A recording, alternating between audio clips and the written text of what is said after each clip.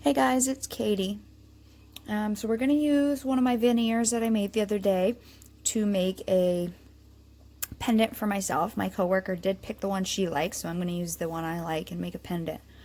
Now I am going to add in a little disclaimer here. If any of my videos resemble someone else's video, it's just by coincidence and happenstance. It's not that I copied their video. I do not scour YouTube looking for videos. I really just don't have the time for that. I am a patron member of two people. I do support two people. They're really the only two videos I've watched, or two people's videos I've watched. So if I don't mention someone, it may not be because I just haven't seen the video and I don't even know their name to mention it. Not that no one else has never done this. Polymer clay has been around for probably hundreds of years, and people have been doing things before YouTube and Facebook came out. So just because that was the first time you saw it doesn't mean it was the first time it was ever done. Okay, I'm not claiming to have invented the Skinner blend, the Bargello, the fan fold, the blended roll, the jelly roll. I'm not claiming to have created any of those techniques or any technique I use. I'm not the first one to use alcohol ink on a piece, to blow it around with a straw, to sponge it. I'm not the first one to use acrylic paint. A lot of people are doing that wood tutorial I did, the faux wood. I'm probably not the first person to do that.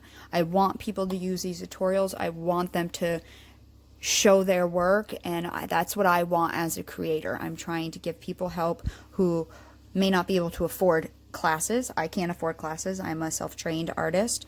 So I was just trying to help people with things that I struggled with in the beginning. Again, if it resembles someone else, it's really just by chance, not that I'm trying to steal their work by any means, okay? Also, if it is on the YouTube, it is free content and it is out there for people to use. So if you're going to post it, you have to expect someone would probably use it. Anyways, if I use something that I saw off of someone and I thought it was cool, I will tell you their name for sure. But half the time, I don't know if someone already did this. They probably did. And if they did, I don't, like Makume Gane, you know. I saw Jessima Designs did this. That's one of the persons I watched, Samantha Burrows. I'm not going to claim she created it either. I watched her do it first, but it doesn't mean she was the first one to do it. She was just the first one I saw do it. But it's still Makume Gane. Okay? It's hard to remember to scour the internet and see every single videos out there. And if I'm going to use it at a project, I want to show people how I did it, because otherwise, if I don't show you, how can I expect people to follow the project if I don't show them every step of it? So that's why these videos are out there. So my coworker chose this veneer here. I like this one, so I'm going to use this one. And I can always make more of this too. So I want to use this veneer, and I was thinking, let me set this on a separate tile. I have these new cutters, and I got them off of Etsy, and I have a couple different shapes. Now, it's from a company, and I can definitely find their link, and they offered like a set for a certain price. And I said, well, and there was like 5 in the set, and some of them were a little smaller than I would use. And they said they could make them in any size. So I emailed the guy and I said, hey, can you make them, give me 3 for the same price in 1.5 inches, 2 inches, and 2.5 inches, rather than the whole set in the smaller ones I won't use. And they did for the same price. Because in the same shape, I ordered these ones, and a lot of them are so small, they're not something I would use every day. I haven't really used them because it's just too small for what I like. So, and I don't even know if it's the same company. It looks very similar. So either way, I asked them to make these sizes. So what I'm thinking, since I have these smaller ones, but even I could use a round circle, I'm thinking to use one of these and then cut out a center and maybe dangle a bead from it. And I was just going to make beads, but I didn't like the way they were coming out. So I figured I have these glass beads that I got at my local craft store. If you actually want to see, that's what they are.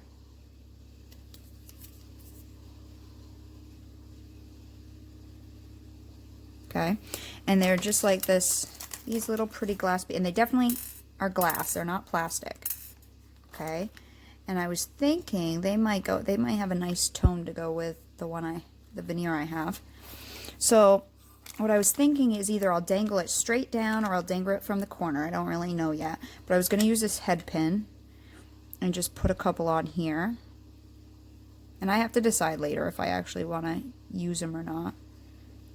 But I'm thinking I will. It might actually be cool to go with something like this all the way across the pendant. You know, that might be neat. That could be cool. If you cut a hole in the middle. That could be cool. Let me just fill this up and then I can always take some off later. So this is just a regular head pin. I've had these for years, like probably like 15 years when I was jewelry making way back when. So I'm going to use that veneer and I'm going to use some of my gray canes I've been making. That's probably enough. And I made a new rose, but the same way I made my other roses on the tutorial. It's this dusty scrap clay color. It's like a dusty rose color. I'm going to use this for myself. So let's start on our piece here. So I have this veneer using the Lisa Pavelka mylar backed foils. That's going to be one side of my pendant, or maybe even the whole thing. That might be a cool whole thing.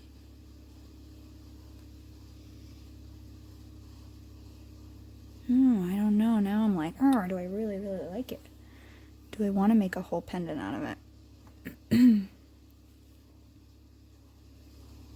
What I like about these mylar backed foils is they don't crack as much. You can get them to crack, but they don't crack as much.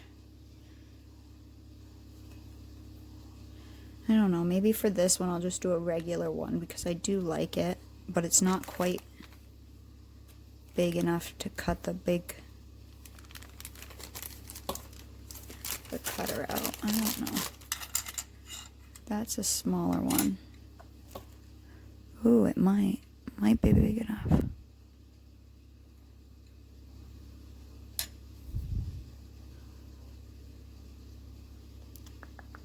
I think this is going to look awesome once it's on resin. Let me just see what part I like the best. I do like over here. Then I do like right here.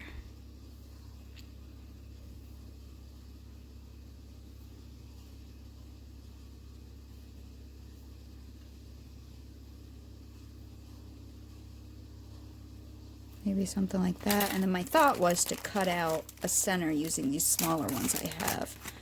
To cut one out of the center, but I really like this veneer, so I don't know if I want to lose some of it, is what I'm contemplating. Maybe even a smaller one. I've had these forever and I've honestly only ever used it once and then it was too small. I don't want to lose a lot of this, so maybe even a smaller one I could cut out.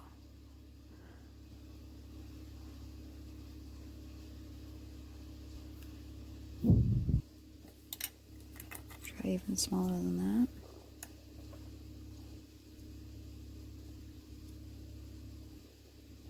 Yeah, I don't know, maybe something like that. So let me get this on my baking tile so I don't have to pick it up and distort it. I'm going to lay this down, and right now it does look a little crinkly, but once I resin that, you won't see that. And this one is pretty thin, and that way when I cut it, I'm hoping the mylar backed foils, if it's really thick and you go to push the cutter down into the clay, it can actually make your silver leaf pull up, if that makes any sense. A good way, but I don't want to flip it over.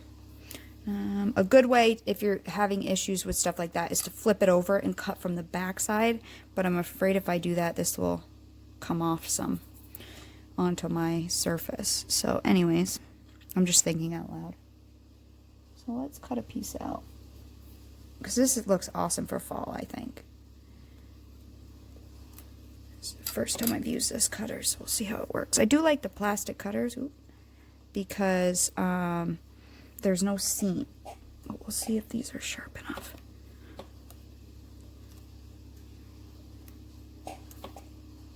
Oh yeah, definitely.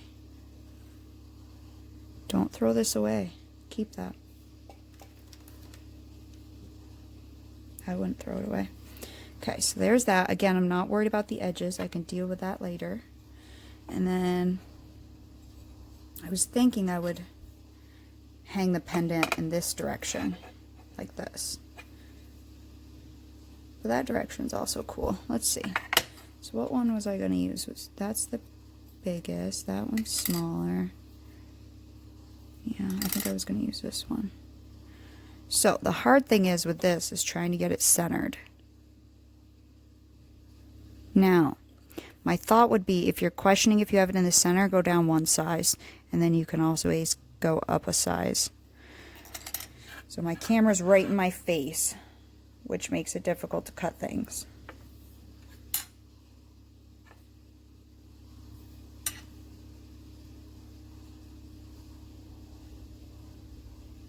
I'm kind of looking at the distance from the corners. And on camera, sometimes it looks like they're cutting it too close. It's really because of this top lip when you're looking at it on camera.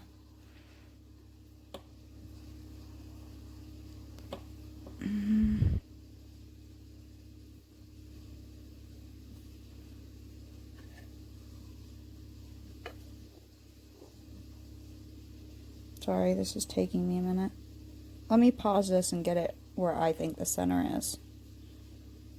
Yeah, I'll be back in a minute. Okay, so what I was just doing, because most plastic cutters have this upper lip that will kind of throw you off. So what I'm doing is looking down here at the bottom where it's actually going to cut from the distance to each side. It might need to go a tad, but just a hair.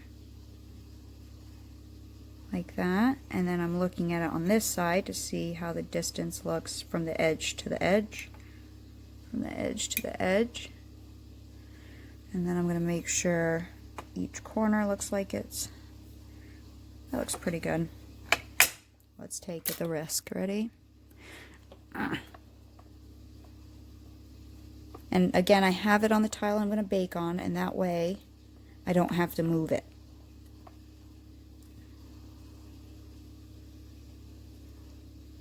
Now this doesn't have a backing, and I may put a backing on this if I decide to add some beads, because I think this is too thin to jam this head pin through. But this may eventually look cool with like a bead like that, you know, like if I put maybe we'll do that. Now I need to get this out of here, and I don't want to ruin it if I can help it. So let me see. But if I'm going to ruin my piece, then I could also bake it in here. And then separate it after. That's pretty even. That's a cute little thing. That might make it could make like a little set of earrings, you know, or something. Okay. And again, I'm not quite worried about the inside. I'm not going to play with it too much. I'll deal with that later with my Dremel. I can buff this up a little bit, because I find if I mess with it now, I'm going to ruin something. What do you guys think? And you could use a shape and cut a circle out, or a triangle out of a different shape. It doesn't need to be the same exact shape that you're cutting the opening. Have fun with it and play. I really like that one. I think it's going to look really cool with the resin on it. So I think we'll back this one later. So that one's done. So let me take this veneer and put it back away, because I really like these still, so I may use them something else.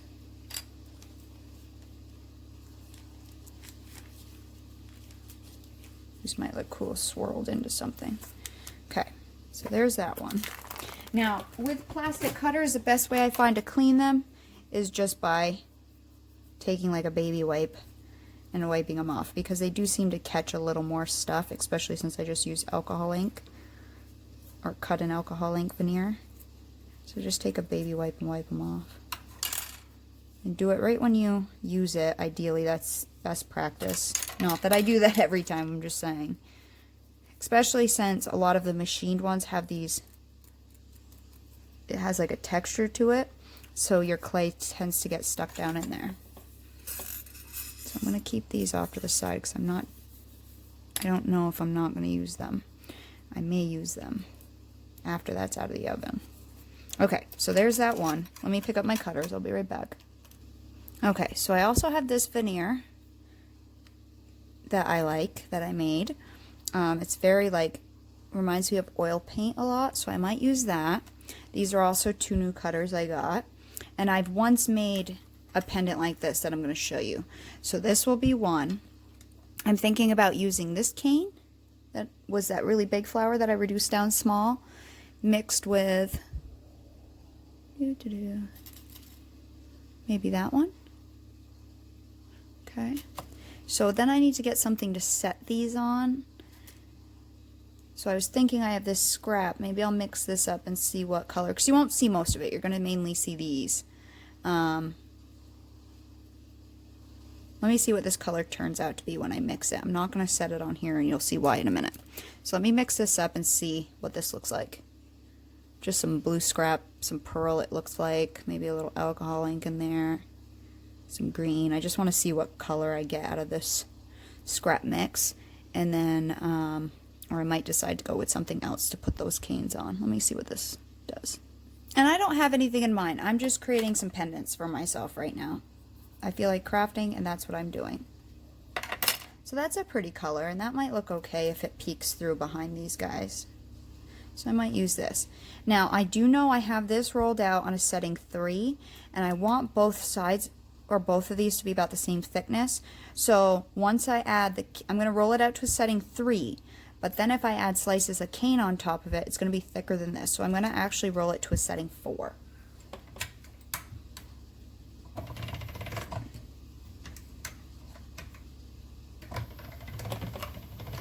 Okay, so it's a nice thin setting.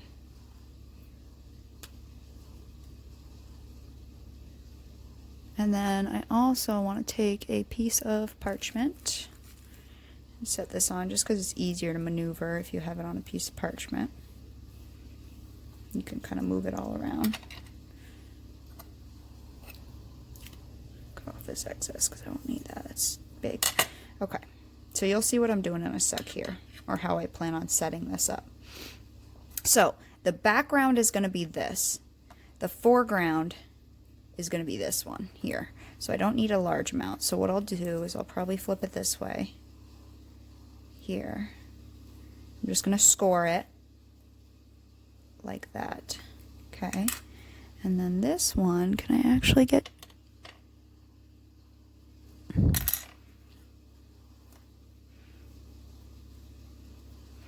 What if I take this one? I want to see if I can maybe eventually get...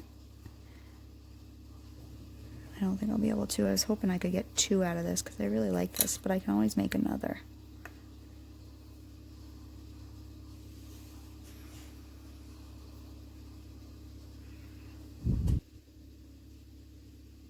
If I actually do it like that, I may be able to get a different shape cutter on here.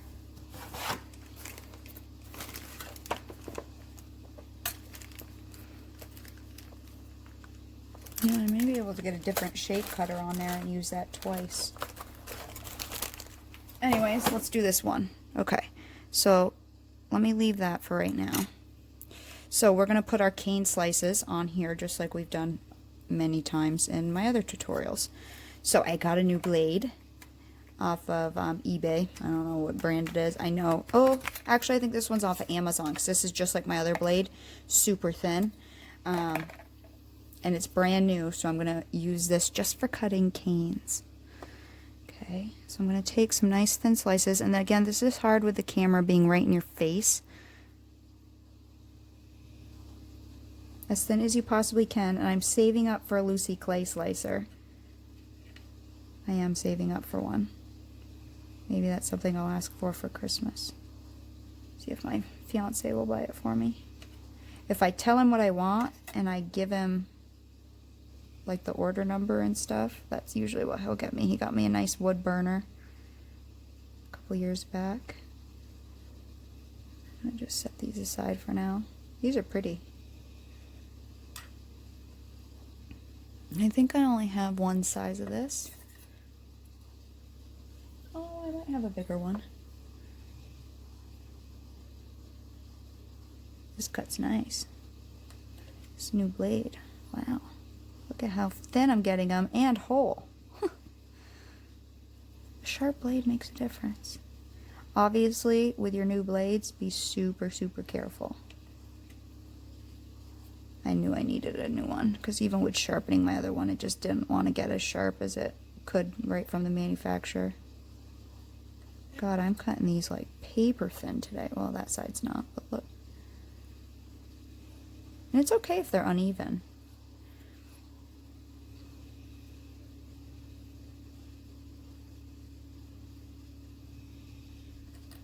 I tend to be thicker on one side than the other side. Then the side I start on tends to be thinner. And I'm just rolling my cane every time.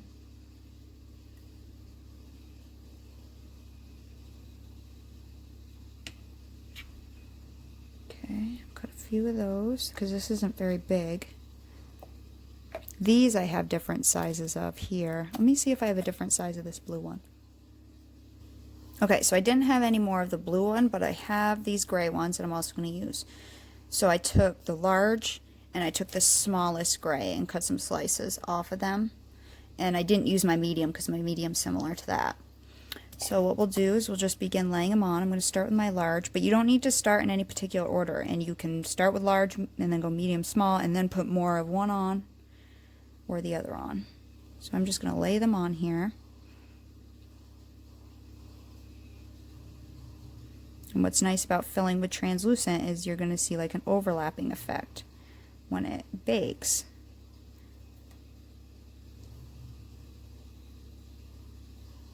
These are so thin. I did cut them really good this time with a nice blade.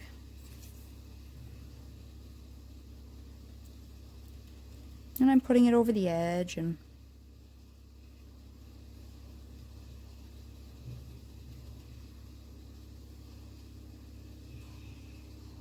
pulling it a little bit if it got a little distorted.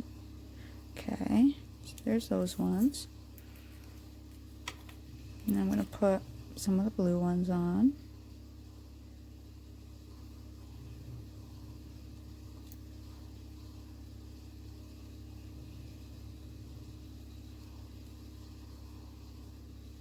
And I could reduce this cane down smaller if I wanted to, but I think this will be fine. This blue flower.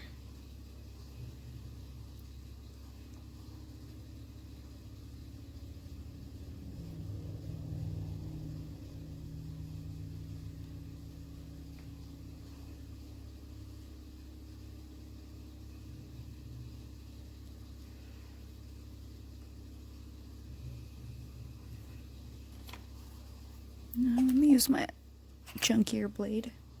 I'm just going to try to save that blade for cutting canes. If I know I'm going to only use half, I'll cut it in half.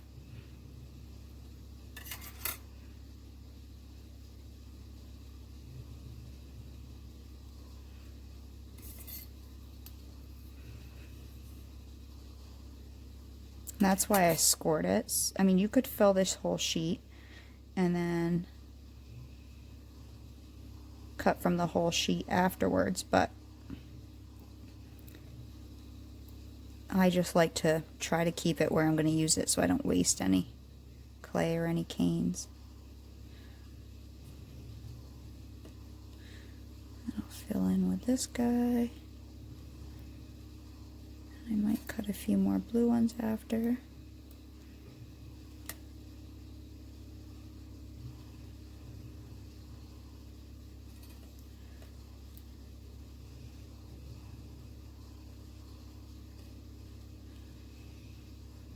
Oh, it's kind of funky. Okay, let me cut like maybe one or two more blue ones. Maybe one more blue one.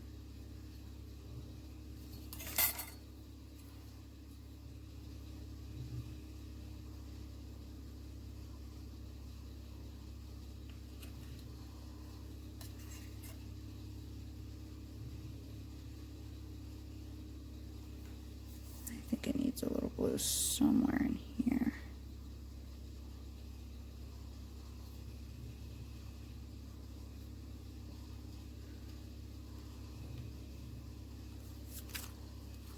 And you don't need to use 2. You could use more than 2.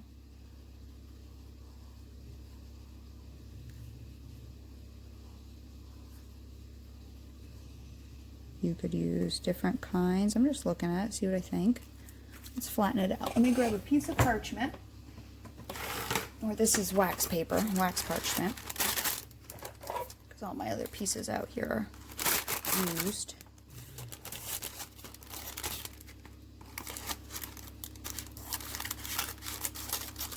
Square that.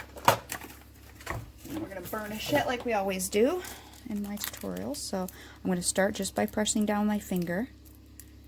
And that way I'm not kind of pushing them. You can push them in certain directions.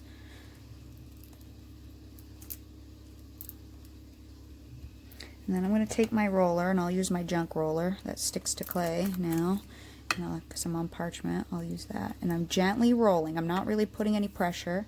And I'm going to spin, and gently roll. I'm going to spin, gently roll. I'm going to go from all kinds of directions here.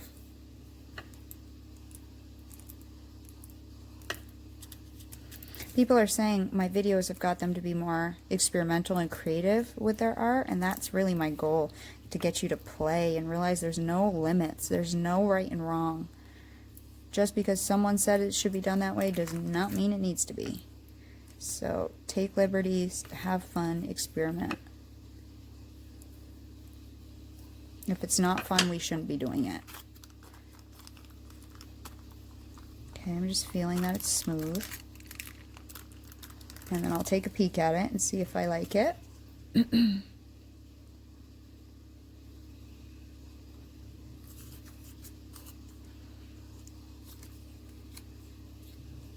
feel like I might need a little half of a blue.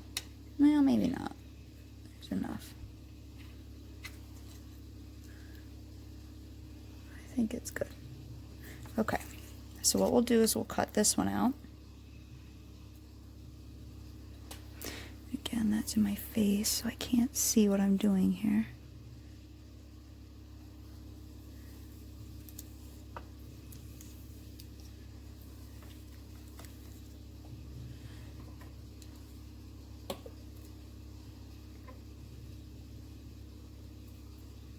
Because I have it on parchment, it should lift off really easy, but I want to get a tile ready to set it up.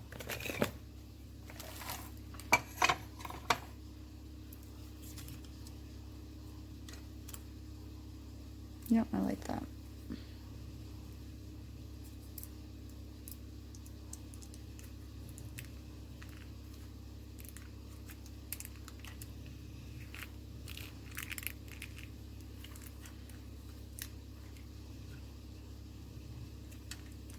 Ooh, don't come off my parchment hard.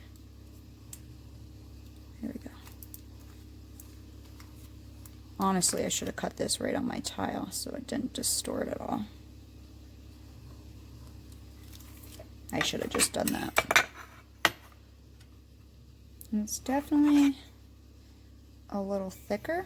So what I might do is put my parchment back on, take my roller again, and again gently just stretch it out, and then I'll recut it right on here. Now don't roll off your ends, because your ends will tend to get thinner. So when you get to the end, slow down.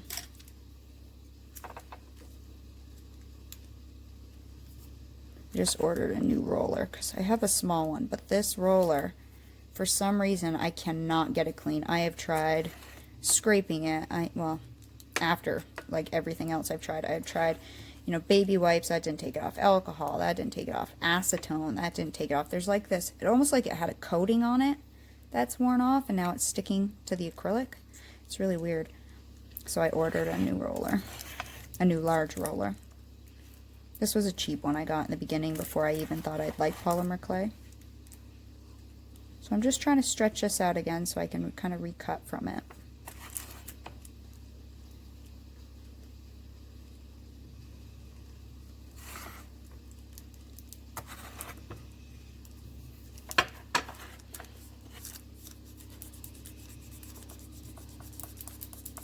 I'm just feeling everywhere, see if there's anywhere standing up higher than somewhere else.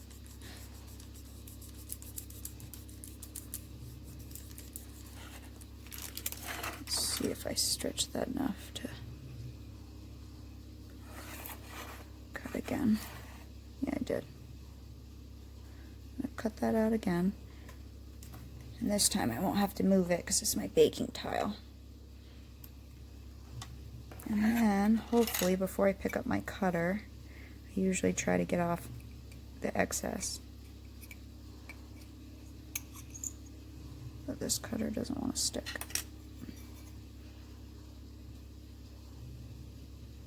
Don't throw these scraps away. These are great scraps for blending up.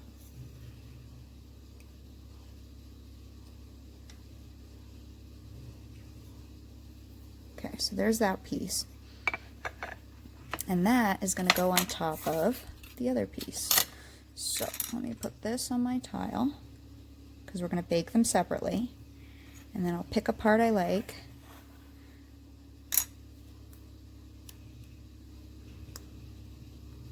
Kind of like this middle part here.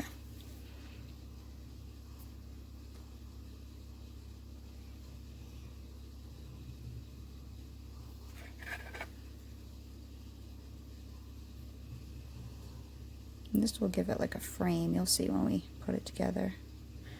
Cut this guy out.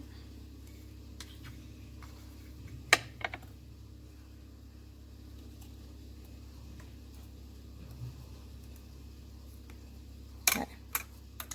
Get this excess off. And this will be our next pendant that you'll see what we're going to do when we put it together. Okay, so this one's going to sit on top of this one and they're going to be loosely dangling. So there's another one we have done. So you know what, maybe I'll get those baked and just do these two in this video, and then in another video we'll use the other ones because I want to use that dusty rose. So yeah, let me get these two baked and then I'll be back.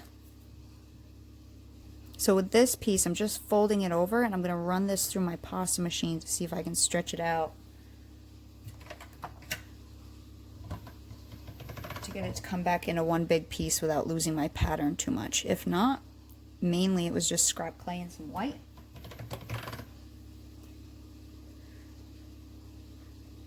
Just thinking of potentially making a couple of earrings out of this.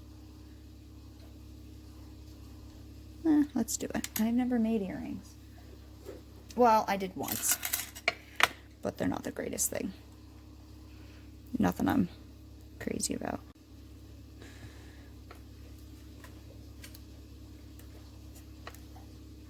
I may not make these into earrings, but let's cut it out.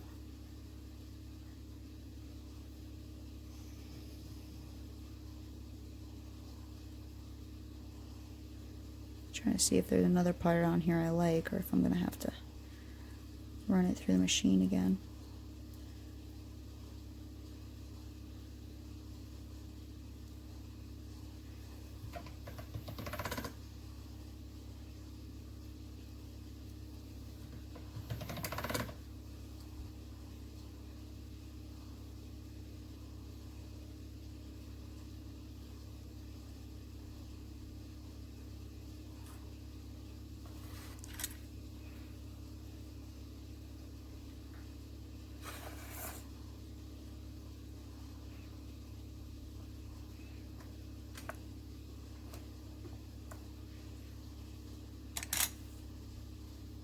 Oh! Look, I was shy on it.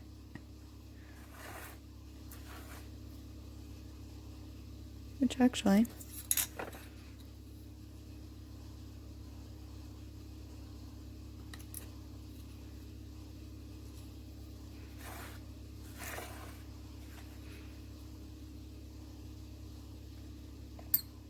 boom! They match. Whether I dangle them from this side or I dangle them from that side, they may be pretty little earrings. I'm going to take my wax paper and just smooth them off a little bit. But these I can sand because it's solid clay. Same with this. Whereas the alcohol ink one, you can't really sand it because you'll take off your alcohol ink and silver leaf.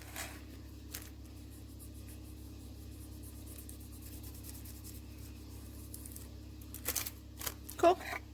So I'm going to get these in the oven, and I'll show you how to put this together, okay? It's all about putting it together, which makes it kind of come to life.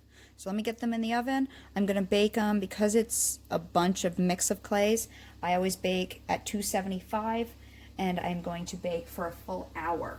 I do have a little thermometer in my oven. I would bake at your manufacturer's recommended temperature.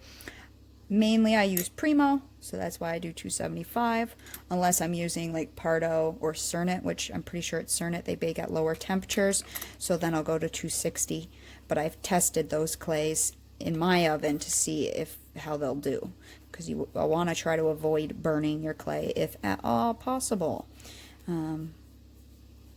So anyways, I'm going to get these in the oven for a full hour, and then when they're done, I'll show you how we'll finish these ones, and then we'll do some different ones in another video.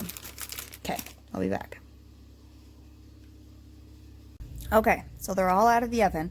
I'm not going to make earrings tonight because I don't feel like it, and I haven't been making earrings, but these will be for earrings at some point when I start wearing earrings again. These are the two pieces that I made there, and then there's this one here, and I've been thinking about what to do with these beads, and I have an idea, and we'll deal with that later when I kind of feel like it. It's getting late and I'm tired. So with these pieces, we have this one here, and we have this one here. Oh, and you can see my hot chocolate with some marshmallow in it. I felt like some hot cocoa. So anyways, what my idea is for this one is to put it on one jump ring. And I've done this before.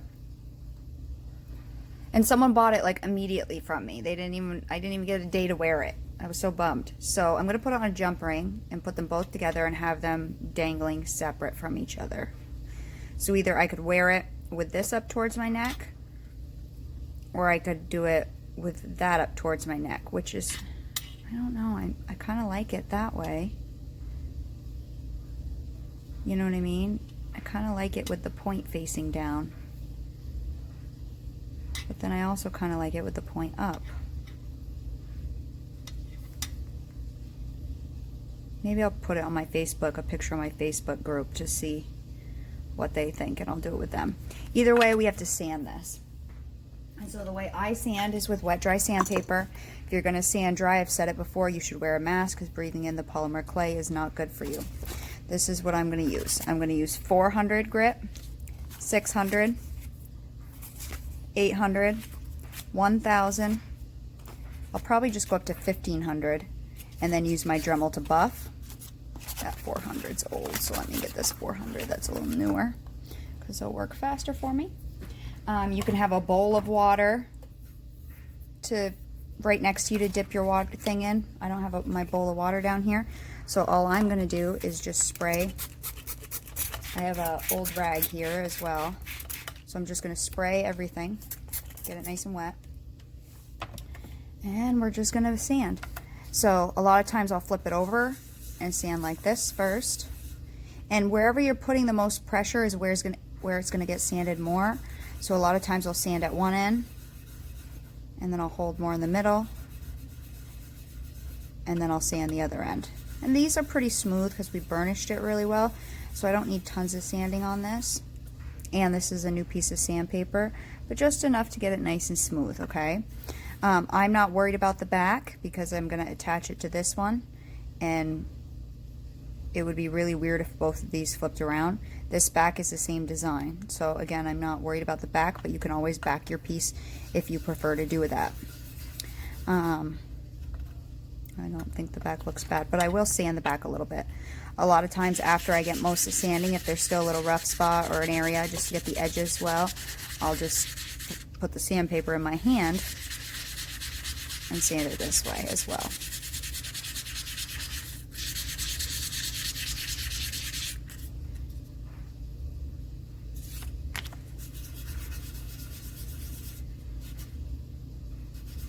I have nail polish on, which is probably why I haven't been painting my nails in a while, because I used to paint my nails all the time, but I probably haven't been lately because polymer clay, one, does some weird stuff to nail polish, and two, sanding takes it right off. Okay, so that one's about done. And I'll just do the back quickly. And then I'll do the other one, and when I'm happy with them, I'll move up to the 6, 8, 1000, 1500. And then I'll be back and I'll show you how to buff them with our Dremel. Hang on, I gotta get my rag to wipe my hand off so I can pause this. So I'll be back when I am done sanding these. I did want to mention, I'm not done, I'm only at the 600. I want to show you something. So I've used these before and they're still flat. Now, if you don't dry them off, what they'll do is they'll curl right up on you and it makes it hard to work with next time. So because I'm not working in a bowl where I would just dip all this sludge off, what I generally do is just squirt all the excess off. Then I have water for next time. And then I'll take my rag here and I'll dry my thing off, okay? And that will help it not curl up on you. So next time you use it, because you can reuse these quite a few times, next time you use it, it should stay fairly flat. And then I stack it with my other one. So, and then I'll just take the water on here, dip my 800 in it, dip my pendant in it, and keep on sanding. And again, I'm going to buff with the Dremel, and I plan on using resin like usual, so I don't need to go crazy with the sanding. I don't sand both sides, or resin both sides, so you definitely want to make sure your back is nice and smooth. And this one, actually I can't really feel the texture. I was going to say there is texture because of the way I made the veneer, but I actually can't really feel that. I really like this here. I really love that. That's really, I've always liked when it does that.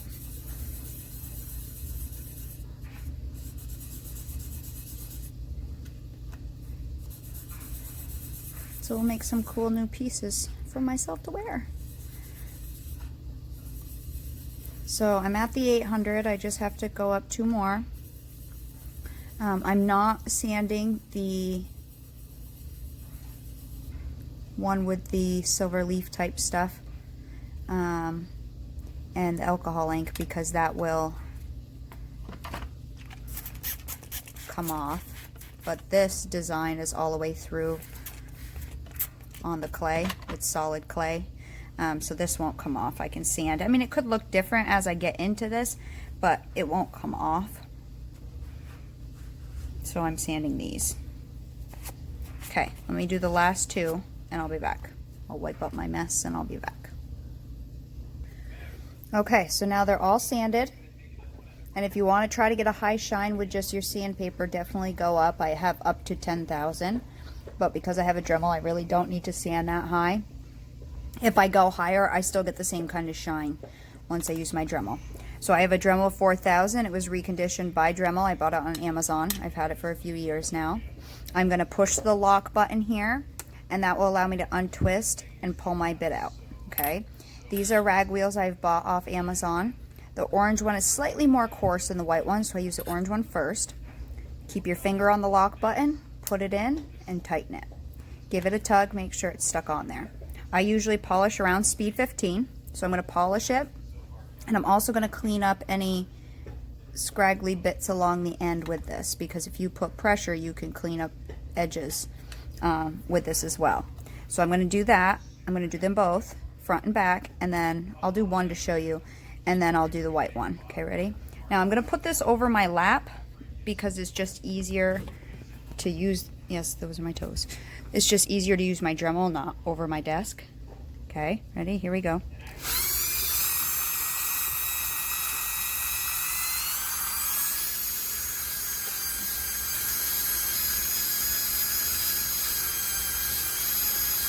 And you can already see the shine it's getting in that area.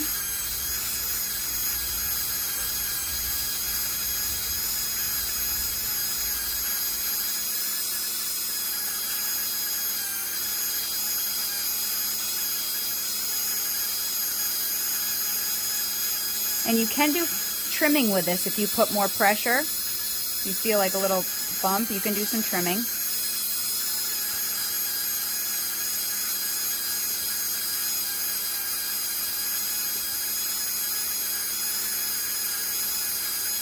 And you can see the backing I used a little bit in certain areas here.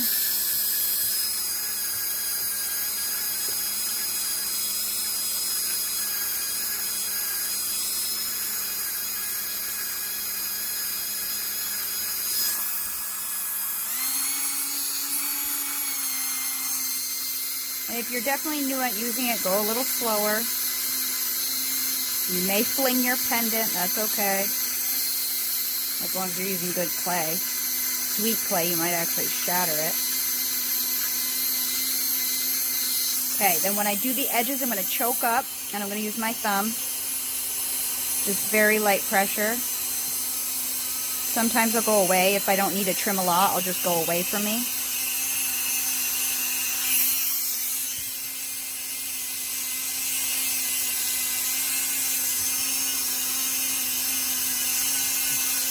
I think I paid roughly around $100 for this Dremel a couple years back, and I don't know what I would do without it.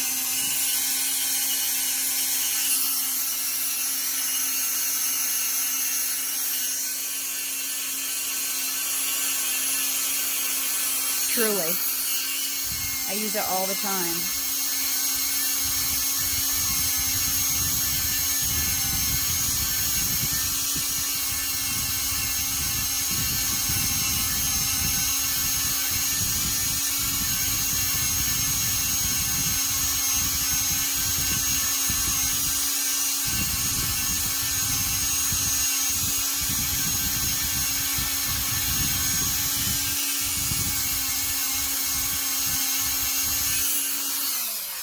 Okay, let it come to a complete stop, and then push the lock button again. Take your bit off, put your next one in, keep my finger on the lock, it's tightened now. And, you know, if I have a lot more trimming on the outside, I'll do a little bit more, but on this one I didn't, so I didn't really have to do too much.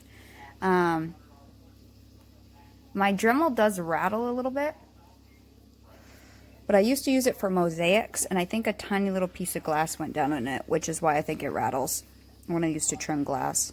So anyways, here we go.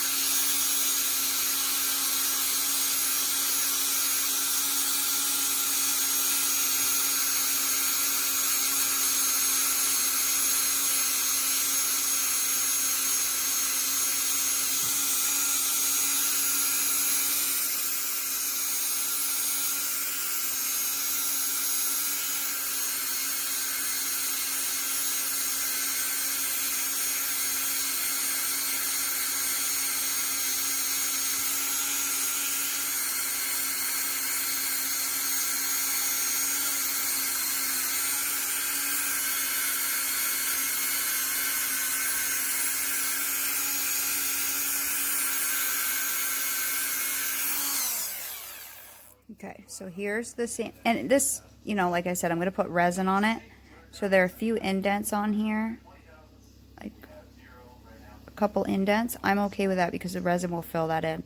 But if you weren't going to resin, I'd definitely sand more. But it gets a pretty high shine going on. So this one's not sanded, or not buffed. So I'm going to buff this other one. And then I will be back and I will show you. And depending on the type of clay you use will depend how well it buffs up too. Some clays buff better than others. So that will also depend if you get a nice glassy appearance or not. Will kind of depend on the resin or the clay you use. Now they're both sanded and buffed, and here I can show you the earrings are the same as that clay. Not sanded, not buffed. So I like to get it pretty good before it goes in the resin. So now I have the UV resin it. Like I said, I just asked my group if I should put the jump ring up here and hang it where the point's hanging, like towards your feet, or if I should put the jump ring up here and have it so the point's up towards facing your head, you know what I mean, from up there. So we'll see what they say. I like it both ways. I really do. I like it both ways.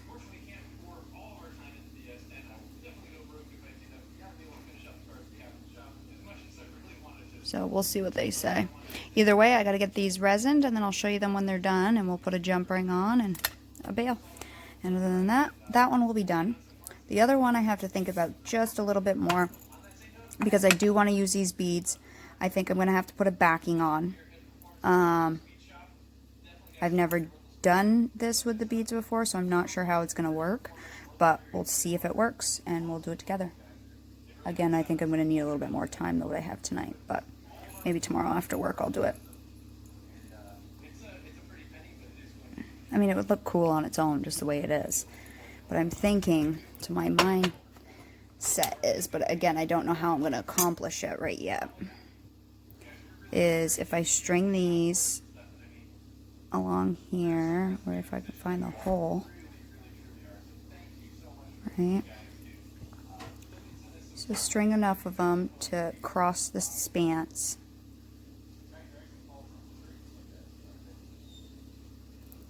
Right. And I really suck at bending wire, but I'm going to have to make some kind of loop on this so it can stick. And I need to resin this, so I need to make sure I'm going to be able to resin still with these. Okay, so, and I was either thinking to put it might be one bead too much, maybe even two, either to put it like that and hang it like that, or to put it like right down the middle and hang it like that. Obviously that's one bead too many for that way. So I have to decide if I'm going to do that and then kind of let them free float in here, or if I want to do it diagonally. So I still have to decide that. And then what I was planning on doing is having the backing, and I also have some poly bonder that I can use to kind of lock it in between the backing and the front. I also don't want this to go in the way of where my hole is going to be drilled, so I have to think about that. So there's a couple things I have to think about. Plus this guy's getting a little bent, so I'd have to straighten him up. I don't have a lot of these because I haven't done jewelry making in quite a few years. So anyways, that's my kind of idea with this guy, if I feel like attempting it. But I thought these would look kind of pretty with that veneer. It's really hard to straighten wire. That's the other thing, is I won't want it to get bent on someone either. Luckily, I'll just be wearing it. I'm worried it won't be sturdy enough. That's my thing. Like, if someone actually buys this for me, I want it to hold up for decades, and I don't want it to be weak.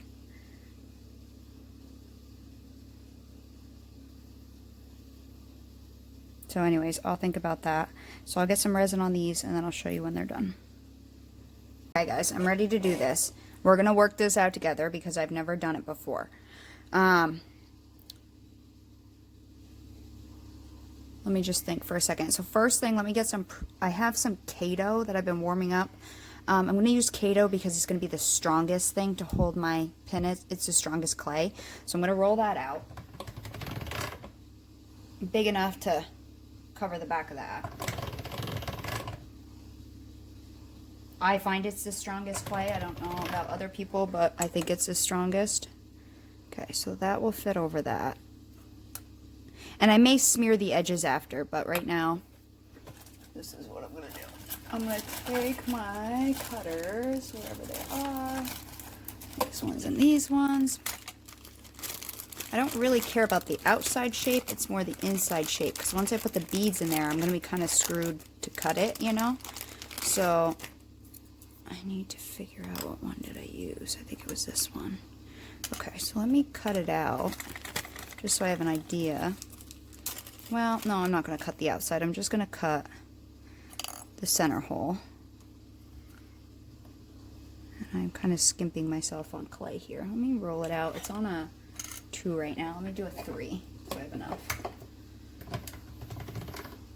Okay. I'm going to set this on here so I make sure I have enough clay. And then I'm going to cut the center out if I can fit it in here. Nope. Didn't mark it at all. Not really. I can also do this, I guess.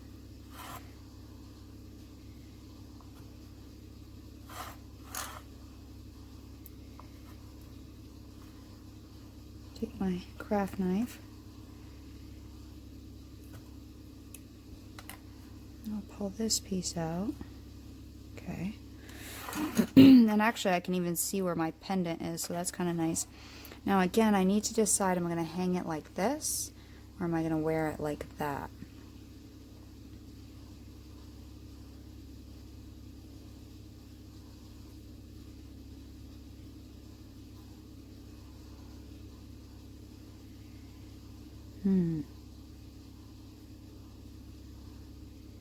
Maybe it'll be easier if I do it triangular, because then I can see where exactly to put it straight across so it's in the middle. So maybe I'll do it like this. Okay. So then the next thing was this jump ring. So first things first, I need to get the beads on it. And then I have to bend it to where it gives it a little more grip. Actually, I wanted to bend this side so there's like something for the clay to grab onto. So I was going to make a little, like, boop, like that. Just so it has a little more grip in the clay.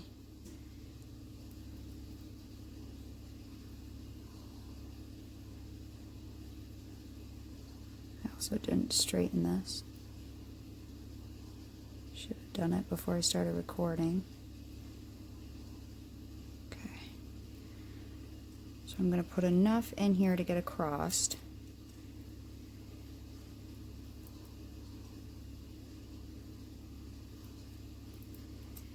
The diagonal, which will need more than if I just went straight.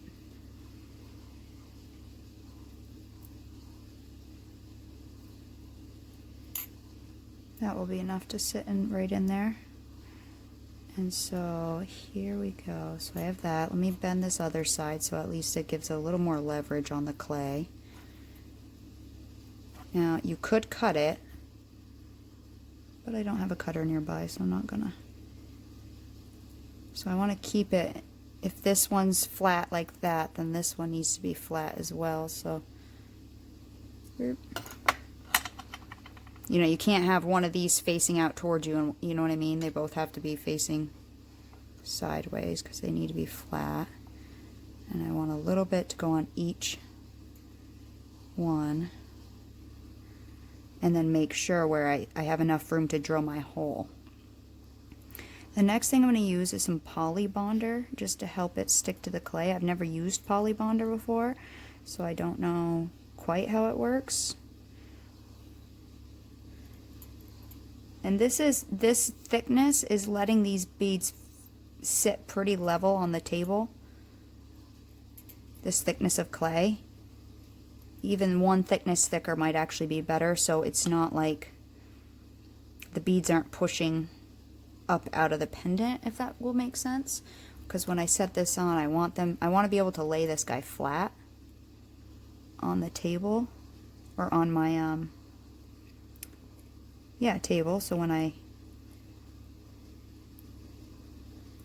I resin it, so I still have a little excess in here, so I'm gonna just trim this off with my craft blade.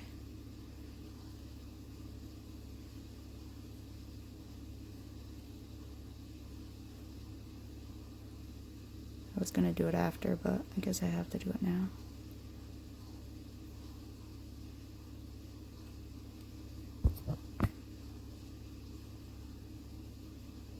So I think I'm going to smear the outside once I get these 2 layers on with some black. I also could paint the inside here with some black, with some acrylic paint, especially since the inside's not going to get much touching, because I don't want to really resin it. I mean, I could use like the magic gloss. Hang on, I gotta move this clay so I don't get stuff all over it. But you also really don't see the inside too much, so this lip right here that's gray. Now, if I was thinking ahead, I could have put this on some nice black clay, but I did use this scrap gray.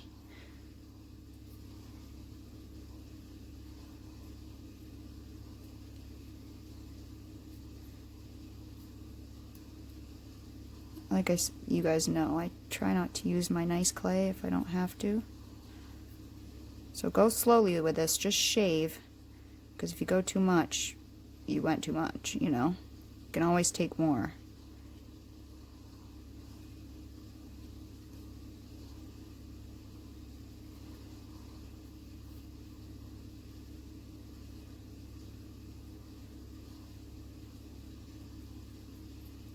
It's just my cutter didn't cut fully cleanly. Using a plastic cutter.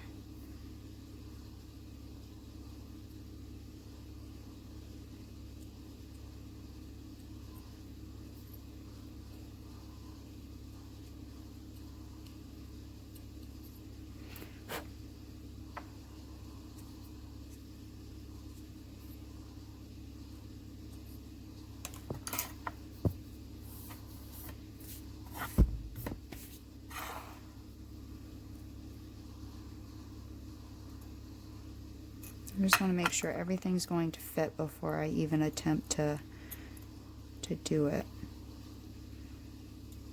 Okay, so what I'm finding right now, that my beads are still touching the table too much. I need them to be a little higher so I can set this down, so I can push the rod into the clay. But the clay's too low for me to sink this down into because the beads are holding it up. So I need to get a little more clay and roll it out a little thicker, and I'll cut a hole so we're at the same spot that we're at right now. Okay, so I'll be right back. Okay, so now I'm at the same point and the beads are sitting down in the clay, which is nice. So I've kind of pushed it down and I can fit this on top of it. Flat. I can fit it flush on top, okay? So any bigger beads than this, at least round, I wouldn't be able to do this. So these work fine. Or I'd have to keep doubling up my clay. So this is on the thickest setting. So next what I'm going to do is apply some poly bonder. I've never really used the poly bonder, but hey, if it gives it a little extra strength to sit in there, might as well. I think it's like a little paintbrush. And it's a high temperature glue. And I'm not going to lift this out. I'm just actually going to dip a little bit on top. That might be too much, but oh well.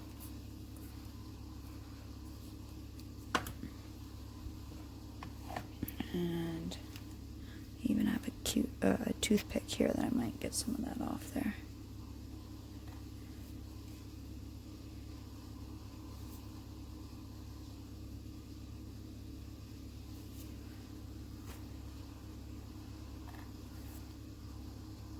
Okay. So now that that's done, I'm going to take some, because I want this nice and strong, I'm going to take some bacon bond and put it everywhere else. Just a little bit, just enough to make it sticky.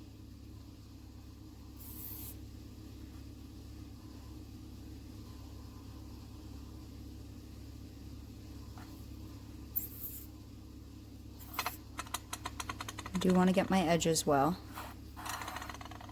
This will help seal it because that clay is already baked. And I did bake it for an hour. I didn't really have to if I was going to rebake it, if I was going to bake it a second time, but I wasn't sure if I was going to, so I just baked an hour. And I think it said it takes 15 minutes for this glue to dry, but it is a high temp glue. So I am just going to put this on there. So this will be the final time I set it on. I'm going to just fit it over and push it down. And this amount of beads fits perfectly in between here. which is also nice. And that's more just a coincidence, like I didn't plan for that. I'm just kind of pushing it in. And then I'm going to take my blade, and if any clay is sticking out, I'm going to just shave it off.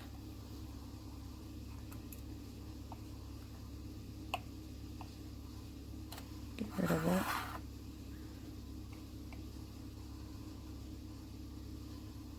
I can go in there later with a small Dremel bit and sand that, or even my finger in a little sandpaper if I don't like how smooth it is.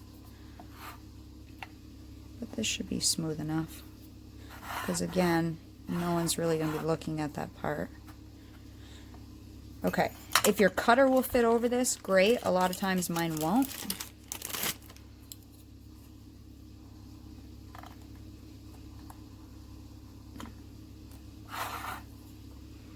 I guess it will. No, not enough. It's not strong enough. So I'm just going to use my blade and cut this out.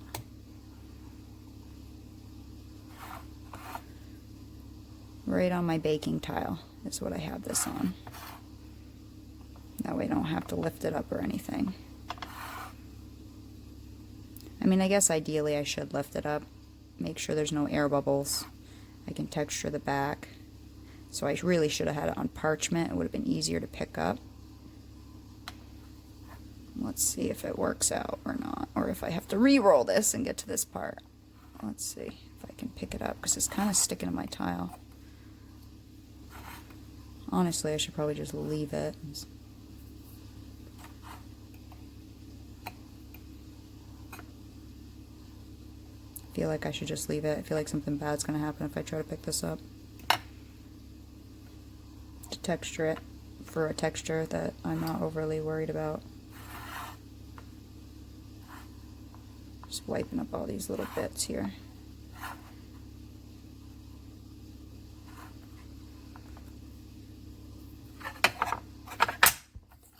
You can also take your blade just to make sure it's nice and smooth. But we can sand these edges off later, and I am going to put a layer on the outside, I think. I don't know, we'll see if I'm going to put a border on it. I might be okay with just seeing the two different colors. I may say no, and I want to put a solid color on. It does make it look a little more professional, but again, this one I'm probably going to keep for myself. It's just kind of a cool pendant style, you know. Kind of neat, right? So I'm going to give it a nice kind of press down. Make sure everything's nicely adhering to each other, which it is.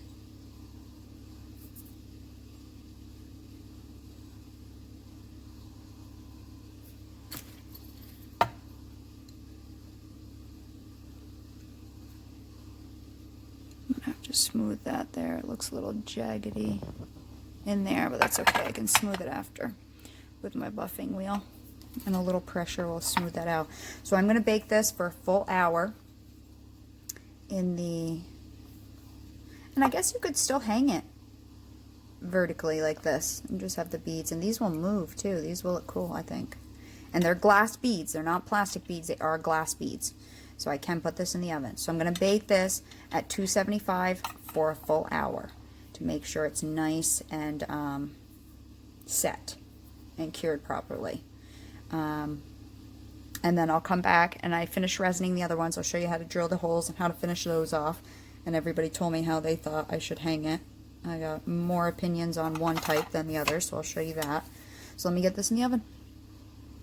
Now, a lot of people, when they're baking, will put their piece on a piece of paper so they don't get a shiny back. Like I usually say, that kind of stuff does not bother me at all, especially when I'm going to sand and buff the back some. So that doesn't bother me. What I do always, every single time, is I have some non-waxed parchment. I have a little sheet that I keep and use it over and over. I don't throw it out every time, only when it starts to get a little crispy. I probably use this one 50 times. And I take that sheet of non-wax parchment. You could use computer paper or printing paper, or even probably construction paper, just something, an old piece of mail. So you'll take it, this is wax, so don't use that, But you'll take your piece, and it's like it's in my oven right now like this. Oh, that one just fell on the floor. Like this. Whoa. Just to protect it. Okay? If you use the wax parchment, it's gonna melt the wax on it. Okay. So these two pieces are out of the light. I used UV resin, and I do have a video for that if you haven't seen it. This time I did use the Easy Dome by RJ Crafts because I do have 2 bottles of it. But it takes 30 minutes, so I'm a little impatient. But you get no distortion on it. It's a very beautiful finish. I don't have anything against the Easy Dome. It's a little more expensive. I can only get it from one place, which makes it hard. And I think she's been sick, so she's been backed up. So that makes it hard. And like I said, it's definitely more expensive and takes 30 minutes. So it just kind of depends. So now that these are done, we're going to drill. And most people said I should put them like this. So that's how I'm going to do it. Also, I notice as soon as I take them out of the, you see how I'm getting fingerprints because they're like sticky? So I will take some, after I'm done messing with it, I'll take some just regular rubbing alcohol, not 99% because I find I get it, it takes the shine away, the 99%, so I just use the 70, I think is the stuff in the store, and that will take that outer layer off.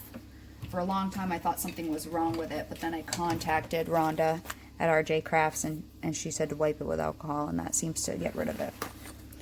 So what we'll do next is I'll use my pin drill, or my hand drill. It's a pin, P-I-N drill if you're looking it up. I ordered this one off of Amazon. It was super cheap. Works really well though. I always start with my smallest bit first, and that way it prevents cracking. So I'll take my smallest bit, which I have 2 of the same. This one here opens and closes the check by twisting this, okay? It will open and close. Also, this part twists, so you can set it in your palm and just twist your fingers. You don't have to twist your whole hand, which is nice. So I'm going to put my bit in there and twist it close. This one's a little short. There we go, like that. And then you want to find the center of your pendant, and again, everybody said I should probably hang it like this. But I want these to be movable, so I'm going to use a big jump ring. So this one won't really matter where I put it, the hole. The back one will. So I'm just going to drill a hole on this one.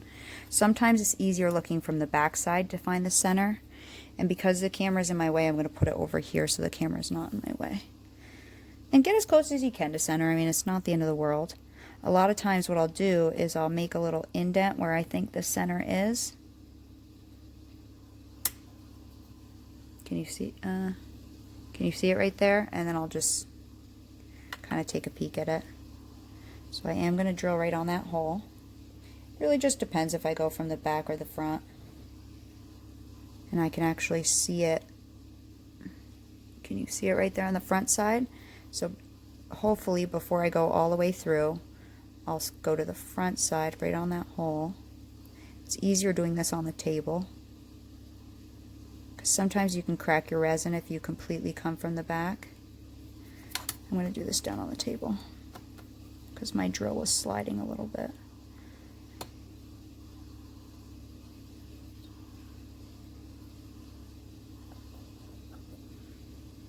Sometimes your drill will move on your resin. Now, if you're not using a strong clay, don't go that close to the end, okay? Or if your jump ring's too big, that one might be a little close to the end. So with my next size one, when I get it in there, I'll push down towards the bottom of the pendant more than just, I'll put a little pressure downwards. So that one's done. Let me just do this one too while I'm at it. So if it's going to hang like this, I want it to hang like that. So this one is going to be more down here, because I don't want the corner super flush. I want it down a little bit so it gives it a little border. That was crooked.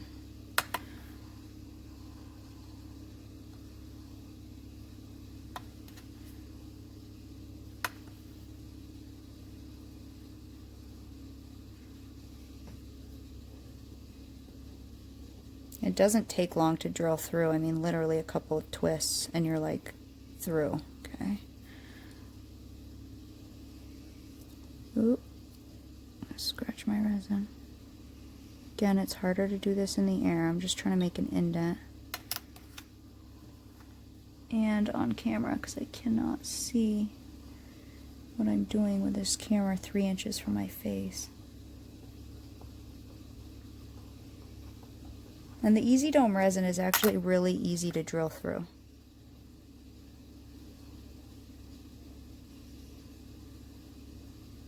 Be careful with these thin ones and putting your finger here, because you can, I have poked myself and made myself bleed before when I was pushing through. I'm going to go through the other side just to clean it up. I'll open this and then I'll move up to my next size. And once you have a hole, this one's a little crooked, this drill bit, it's easy to go through, but go through from both sides. It'll just clean your hole up. And again, with this one, I'm going to push down towards the bottom of the pendant.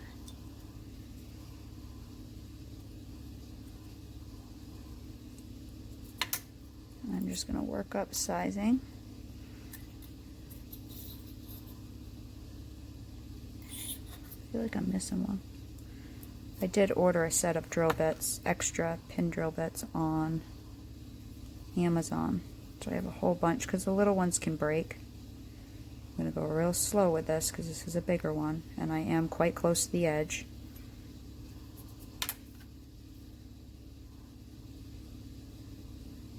Oh, I didn't go through the back side on that one.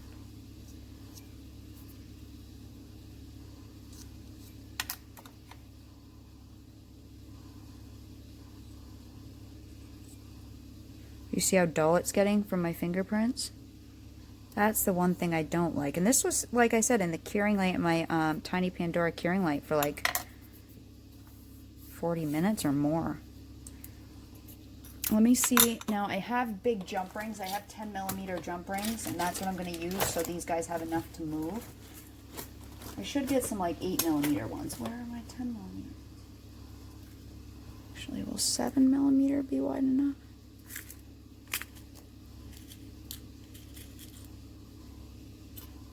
That might be wide enough. That might be big enough to fit too. Let me see. Let me open this and just...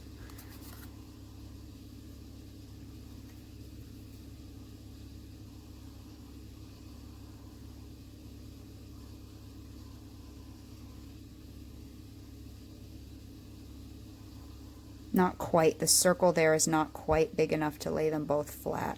So let me find my 10mm ones. I don't know where the heck they went.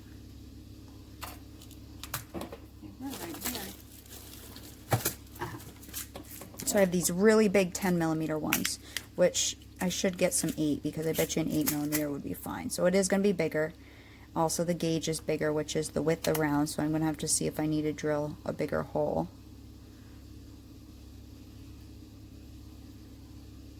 No, this whole size works. So with this, doing a double pendant like this, you do have to have a bigger...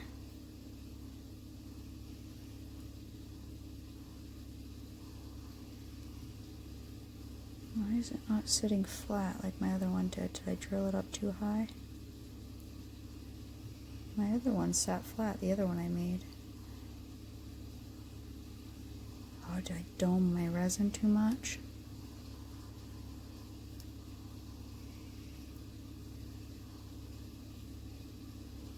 No, let me drill the hole bigger. It might just be my hole's not big enough to let it move freely enough. Okay, let me go one size up. I'm going to figure this out so I can... Because I made 2 of these before and they laid flat. I also used my other resin, so they did have a little warp to them, which might have actually made it lay better if I would have done that. And I can put a layer of my other resin on here, so that way it warps up a little bit and it'll lay flatter together.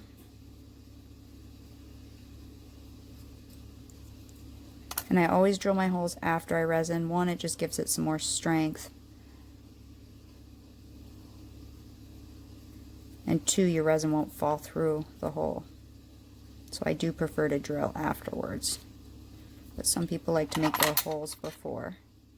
So let's see now if that helps. I do have one size I can go up.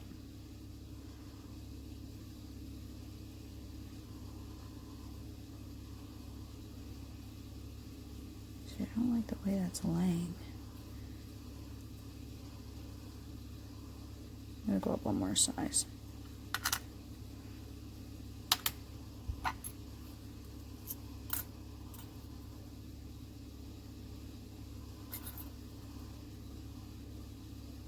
I don't know what one I just used.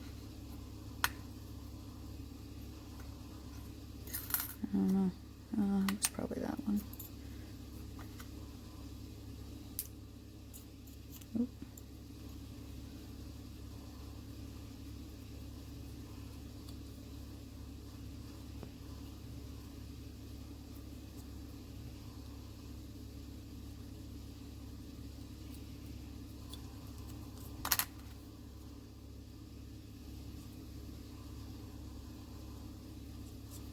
Now I can always modify the back of this one if it's not going to decide to lay flat for me. I don't know why it's not. And that's what I'm trying to figure out right now.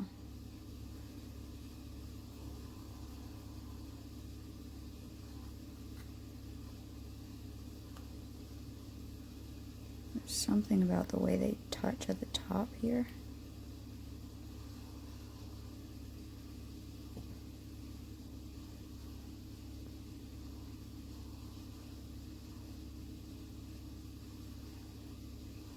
Or it's like my hole shape, like I drilled my hole crooked.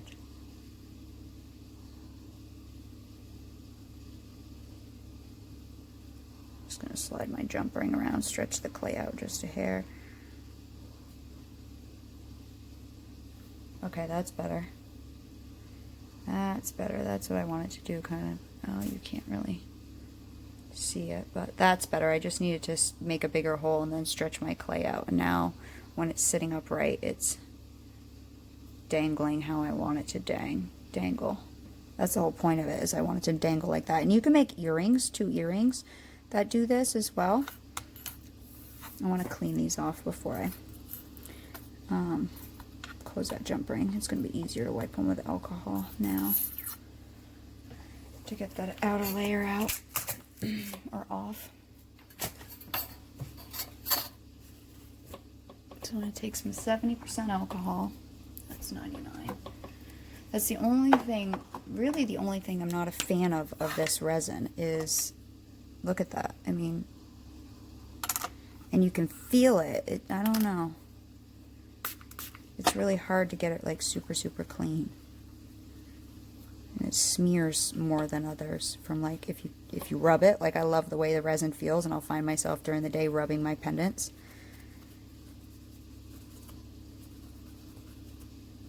And if you rub it, it tends, I don't know, it seems like it gets more fingerprints on it.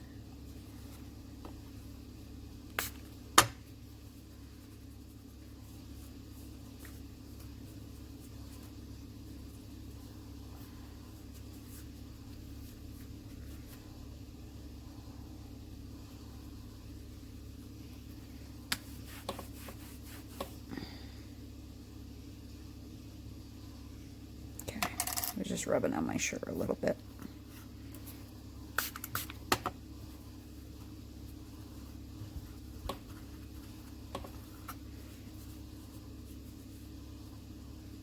At first I didn't think I was curing it long enough. When I first started using UV resin, I'm like, what is going on? Am I not curing it? Obviously, if it wasn't cured enough, I didn't want to play with it, so I just barely touch it and I'd get a fingerprint, and I thought, oh my god.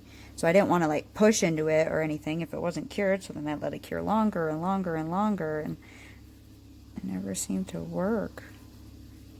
And like I said, I contacted her.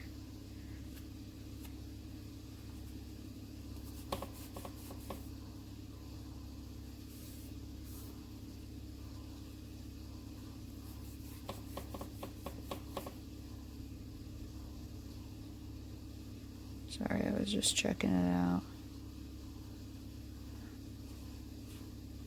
Trying to get that film off.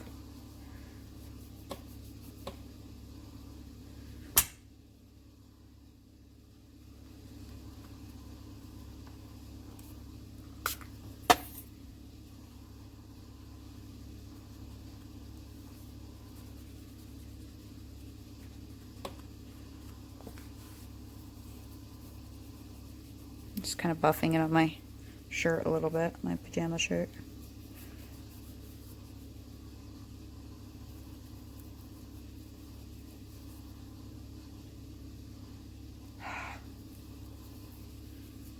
Oh, I struggle with this resin to get it crazy non-fingerprinted.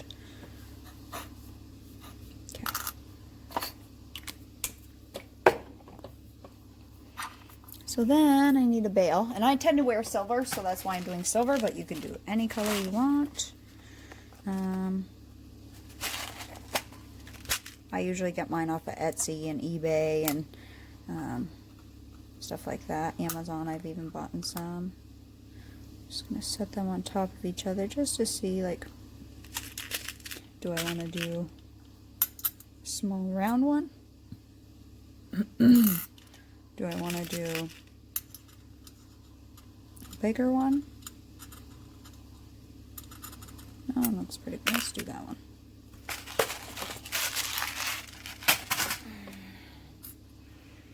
Then all you need to do, and because this is a pretty huge jump ring, I can just close it with my fingers, but smaller ones I do have to use my pliers. Slide these two on.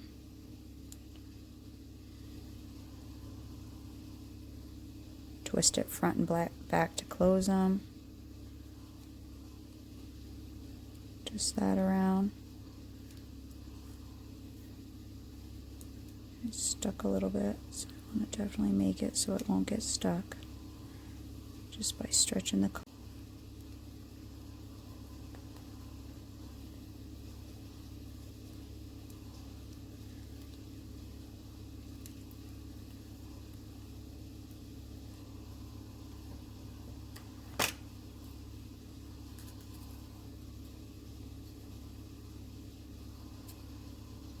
Now, one side was up a little higher, so I think it was getting stuck a little bit at one point. There. And I'll get from a different angle at the end so you can see it, but that's kind of how it's laying. So it can move around and have a lot of movement to it. Isn't that kind of cool? Has a nice little border from the other design. It is laying flat on the other one, so it will work nicely. Okay, when the other one's out of the oven, I'll take my Dremel and clean up the edges. I'll decide if I'm going to smear it or not, and then I'll resin it, and yeah, then we'll do the same thing. I'm excited about that one. That one's beautiful. That one would probably even look cool if it's hung low, you know, that square one, if you're wearing like a sweater or something. This one, I usually wear a 16-inch, but I'm pretty small, so. Anyways, I'll be back. Okay guys, so it's out of the oven, and I am quite in love with it, especially in person. It looks so much better. It's glittering and everything. Now, I really am okay with the sides like this, but I could see how it would look more professional if I smear it or do a side. And I've showed in a couple different videos the different ways you can put siding on. I also just saw right there, there's a little lip of clay that I'm going to get. Now this clay's still pretty hot, so I might want to wait. Just came out of the oven, it's quite warm. And then here,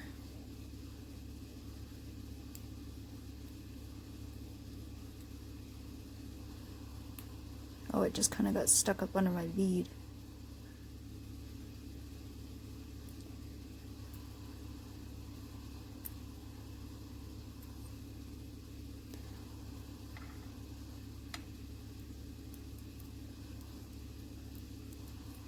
There we go.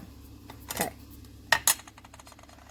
So there are many ways you can do this, and I don't want a thick border, so I am going to do a smear. Now, I learned this from Samantha Burrows on Jessima Designs. She calls it the Jessima smear. Otherwise, you know, I've showed you how to take like your extruder and extrude one, roll it through your pasta machine, wrap that around, but that will get a thicker border, and I don't really want to see much of the border. I just want to seal it off a little bit. So I'm going to use some black clay. Now, Samantha has really, really good videos on this, and she has a video that goes really in depth of how to do it. So please check that out, because she's the one that I think came up with this.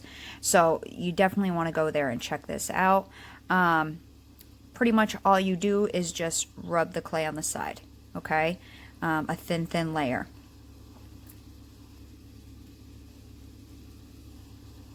Just a little roughness. So you can use whatever clay you want, and this does definitely takes practice, for sure. It's not an easy technique, and it is messy. So you just take a little sausage, and the warmer your clay is, the easier. Sometimes you have to go over a couple of times to get it to stick, you know, so this is a slightly harder technique. There are other ways that you can do this, but you'll actually see it. You could also paint it with like acrylic paint and then seal it after. I'm not always great at this technique, and I do find I have to go back over multiple times. Like, I can't do it in one false swoop. I'm not that good at it. And I don't do it that often, you know, only on certain pieces, but I think this one will benefit from it.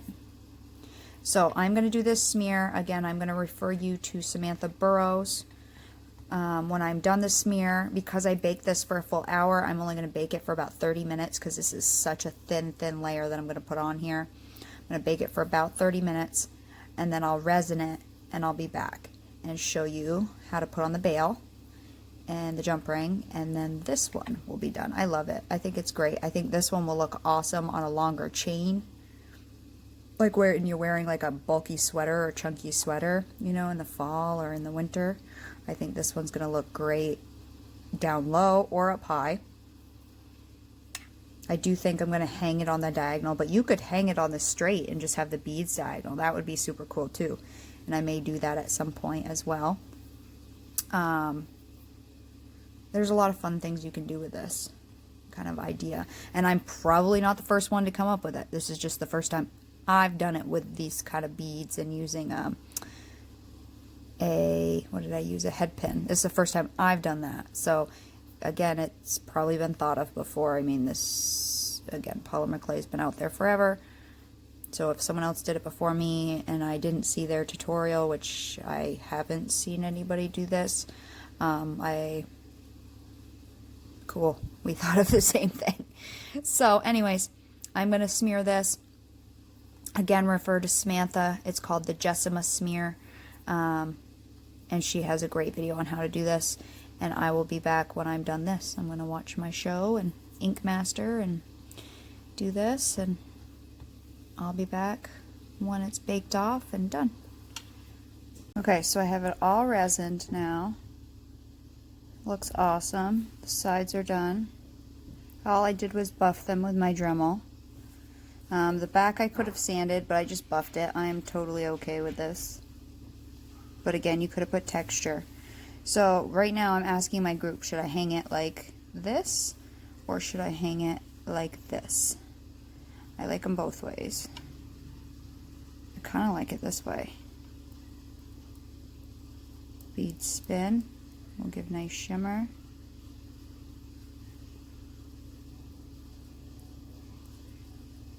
I could hang it that way. Hang it that way. I mean, you could really hang it anyway.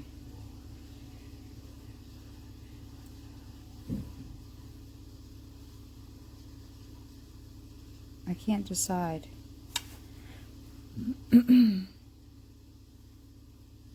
actually kind of like it this way.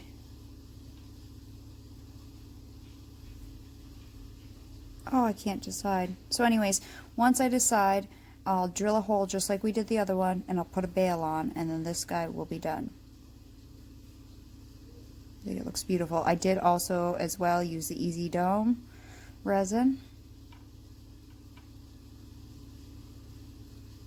And once I get it drilled, I'll show you guys what it looks like on the cord. But other than that, this is done. So, you know, obviously if you want to know how to make these veneers that we use today, go check out that tutorial I posted right before this one. So if this was helpful for you or gave you any inspiration, which is my main goal of doing these videos, please like and share it. Give me a thumbs up. I know I do longer videos, but I don't like to keep things out for people who do need them. If you don't need it, you can always fast forward.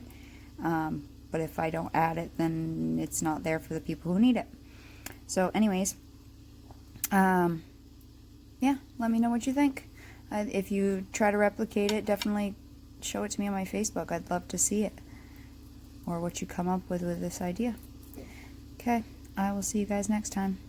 Well, actually, I'll show you when we come back. I'll come back and I'll show you it on the cord, and then we will be done. But again, if you want to look up close, go to my Facebook page. I've been posting my projects there lately too, so you can have a still pic of it. I really like it. Okay guys, so I've only gotten like 2 responses to hang it like this, but I'm actually thinking I like this better personally. And I think I'm going to go with a black bail. This one's really hard to decide. I think I'm going to go with a black bail so it's kind of nondescript. Yeah, I think that's... Sorry, the light's glaring, or my resin's glaring. And then I also have this cool chain that I've had for a long time. This will probably look good with this, to wear this on this. So this is what I'm going to do. I'm going to drill it the same way. The one thing I did want to say, and I've never done this before, but I'm going to do it, especially since I have to wipe this with alcohol anyways. I'm going to find a permanent marker, and yes, my camera's not set up, so I'm just holding it. I'm going to get a permanent marker, and I'm going to make a dot where I want the center. So let me do that. Let me see if I can find my black permanent marker. So I just took my permanent marker, and I did one dot, and then I did another dot. So even with my, and again on camera things show up different, I even took like something like this and laid it in the middle to see what looked like the middle to me, and that kind of looks like the middle to me. So I'm going to drill this again, starting with the smallest size, working up to my largest. I'll clean it up and then I'll hang it, and I'll show you what it looks like. So here it is on a black cord, because that's usually what I wear. I think it did pretty good getting that in the center there.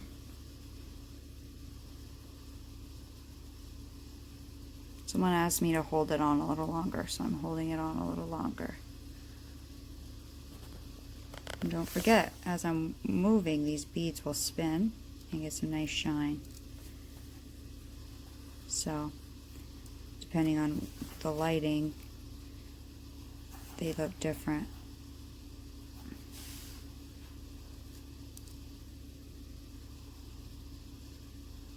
So let me put it on that chain that I have, and that's just a regular chain. Like I said, you can wear these on anything you want. So let me switch it over to the chain. And there it is on the chain, and it does hang a little low on this thing.